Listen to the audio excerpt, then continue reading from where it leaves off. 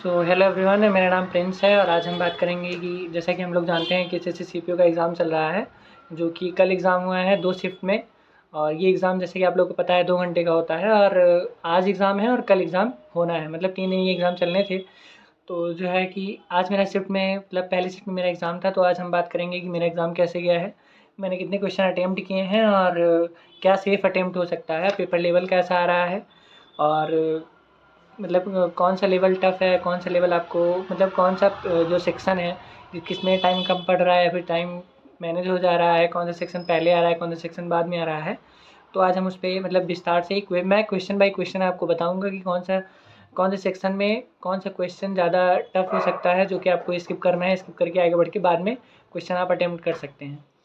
तो चलिए जैसे कि हम बात करते हैं, सबसे पहला सेक्शन जो है टोटल जैसे कि हम लोग जानते हैं कि पार्ट चार पार्ट में विभाजित होता है। Part 1, part A, part B, part C, part D. तो जो पार्ट ए होता है उसमें रीजनिंग होता है। जो रीजनिंग का लेवल अगर मैं आपको बताऊं तो 10 या 11 क्वेश्चन जो है वो स्टेटमेंट वाले हैं, मतलब वो आपको कथन देता है।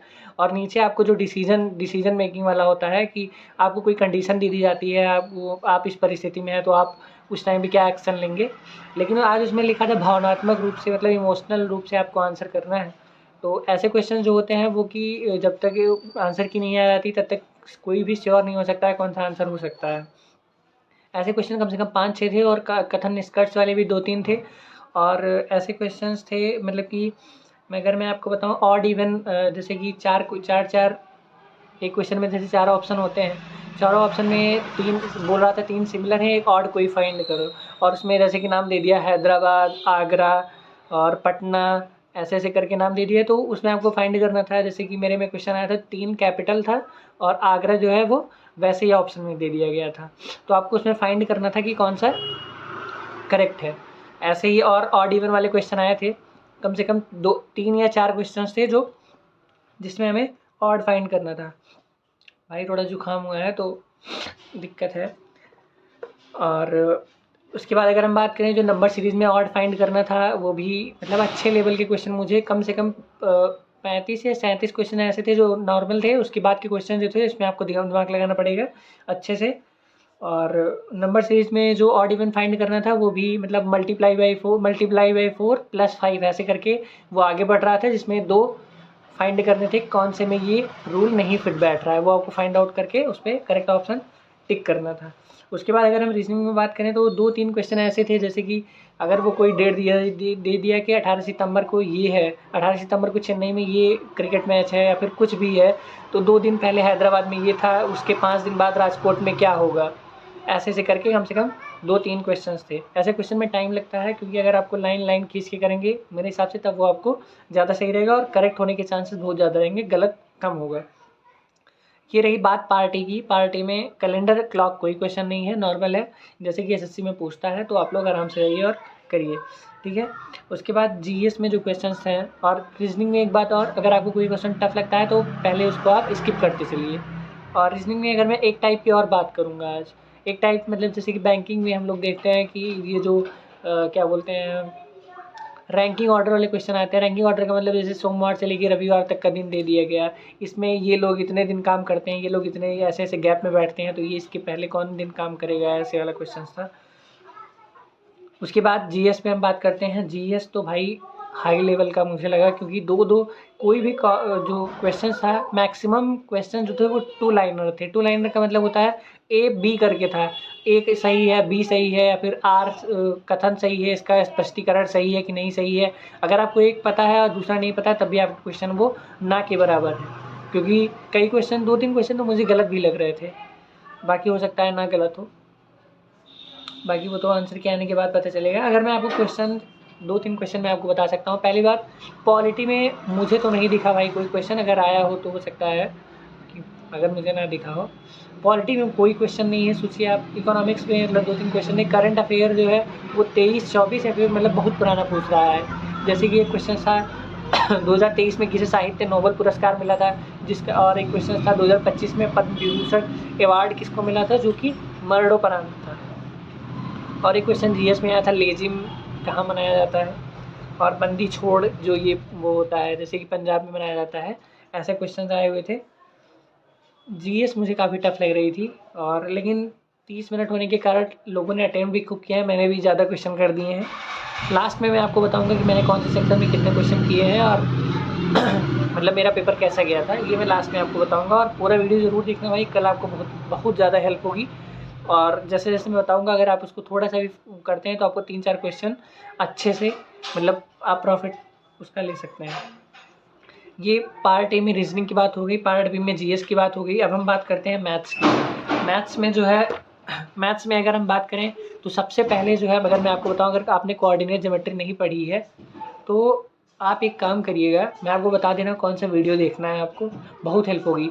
आप गगन सर का एक जो एसएससी पीवाईक्यू क्वेश्चन, जो एसएससी पीवाईक्यू की सीरीज चल रही थी, उसमें एक कोऑर्डिनेट ज्योमेट्री का एक चैप्टर उन्होंने पढ़ाया है, 1 घंटे की वीडियो है। आप अगर उसको देख लेते हैं तो मैक्स टू मैक्स अगर 7-8 क्वेश्चन आते हैं तो 5-6 क्वेश्चन आप बना लेंगे केवल 1 घंटे। लेकिन अगर आपको देखना है तो 2-3 बार देख लीजिए वही वीडियो। मैंने भी वही फॉलो किया था और क्वेश्चन मैंने किए हैं उसके।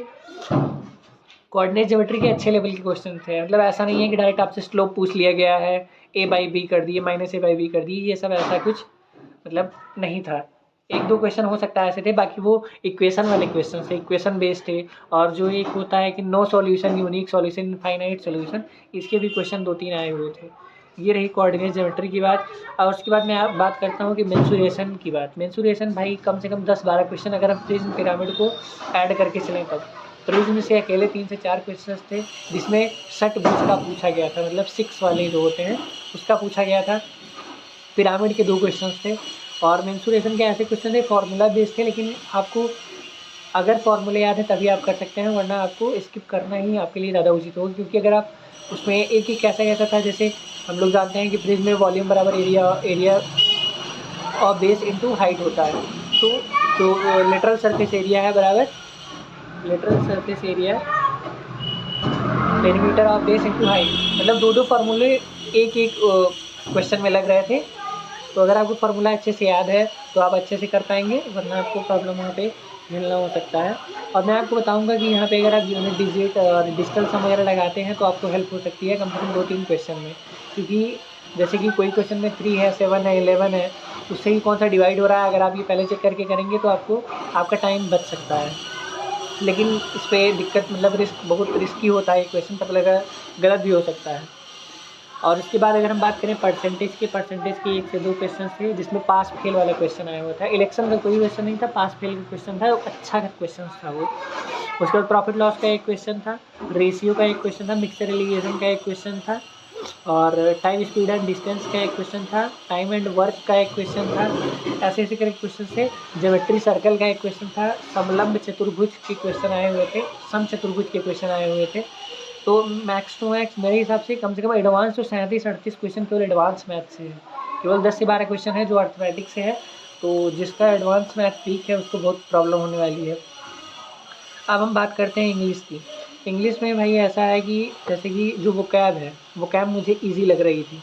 लेकिन जो उसका जैसे नरेशन है और एक्टिव पैसिव है, वॉइस जो है वो भी अच्छा था। लेकिन आप कर सकते हैं, अगर आपको कॉन्सेप्ट वगैरह क्लियर है तो वो आप कर लेंगे। अगर आप नहीं कर पाते, एलिमिनेट करके करेंगे तब भी आप वो क्वेश्चन अच्छे से अटेम्प्ट कर सकते हैं। उसके बाद अगर हम बात करें पैसेज और जो मतलब जो क्लोज टेस्ट आया हुआ था, एक क्लोज टेस्ट तो बहुत हार्ड था भाई, मुझे उसकी लैंग्वेज नहीं समझ में आ रही थी, कैसे बायोडाइवर्सिटी ऐसे कुछ करके था। उसमें भी जो 1-2 क्वेश्चन जो वो कैप से हो जा रहा था उसको मैंने कर दिया है।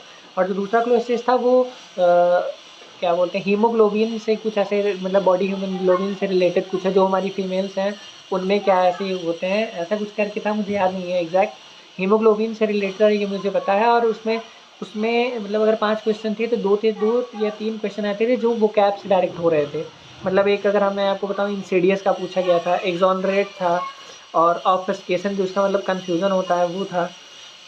और वन वर्ड सब्स्टिट्यूशन में एस्ट्रोनॉमर या फिर कॉस्मोलॉजी ये सब पूछे गए थे। तो बस यही है।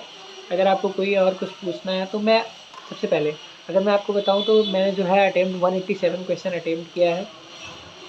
और ये शायद मुझे लग रहा है ज़्यादा क्वेश्चन हो गया है, क्योंकि अगर मैं आपको बताऊं तो रीजनिंग में मैंने 49 क्वेश्चन अटेम्प्ट किए हैं। उसके बाद जीएस में जैसे कि हम लोग को पता है कि 30 मिनट थे, तो भाई घूम फिर के एक क्वेश्चन एक बार में टिक हो ही जा रहे थे। 47 क्वेश्चन मैंने जीएस में कर दिए हैं। और मैथ्स में 47 अटेम्प्ट है। और जो है इंग्लिश में 44 अटैम्प्ट है, क्योंकि इंग्लिश मेरे पिछली बार सीजल में और सीजल दोनों में दिक्कत हुई है इंग्लिश में, और बाकी सब में स्कोर ठीक रहता है, लेकिन इंग्लिश की वजह से मेरा स्कोर काफ़ी डाउन हो गया था। पता नहीं कैसे, लेकिन वहाँ पे ऐसा लगता है कि वहाँ क्वेश्चन सही कर रहे हैं तो आंसर की आती है, तो आंसर गलत हो जाता है इंग्लिश का। इसलिए आपकी बार मैंने इंग्लिश में कुछ क्वेश्चन जो एकदम से नहीं आ रहे थे उसको मैंने छोड़ दिया है, ज़्यादा तुक्केबाजी करने का प्रयास इंग्लिश में नहीं किया है। बाकी जीएस में तो तुक्केबाजी सब करते हैं, मुझसे भी हो जाती है। तो बस यही था, मैंने टोटल 187 अटैम्प्ट किए हैं, मेरे हिसाब से पेपर ठीक ठाक गया है। बाकी आंसर की आने के पहले कुछ नहीं बोला जा सकता है, क्योंकि जब से डिग्री आई है मेरा बहुत अच्छा पेपर कोई नहीं गया है। पेपर अगर अच्छा भी जाता है तो आंसर के आने के बाद सही नहीं रह जाता है उसका स्कोर। तो ठीक है, अगर आपको कोई भी क्वेश्चन पूछना है किसी से भी रिलेटेड, किसी भी part A, part B, part C, part D में किसी में भी कन्फ्यूज़न है तो आप पूछ सकते हैं, मैं आपको ज़रूर कमेंट करके बता दूंगा कि क्या कैसे करना है आपको। So thank you. Please channel को अगर आप चाहते हैं सब्सक्राइब ज़रूर